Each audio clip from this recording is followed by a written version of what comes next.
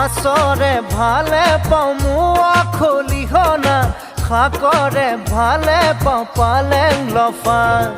ছোৱালীৰ ভালে পাওঁ মিঠা বৰণৈ কঁকালাহি পাহি কুণ্ডত কটা তোকে দেখা পাই বাঢ়িছে জানৈ মনৰে ভিতৰৰ নৈ নিজৰা মাছৰে ভালে পাওঁ মোৱা খলিহনা শাকৰে ভালে পাওঁ পালেং লফা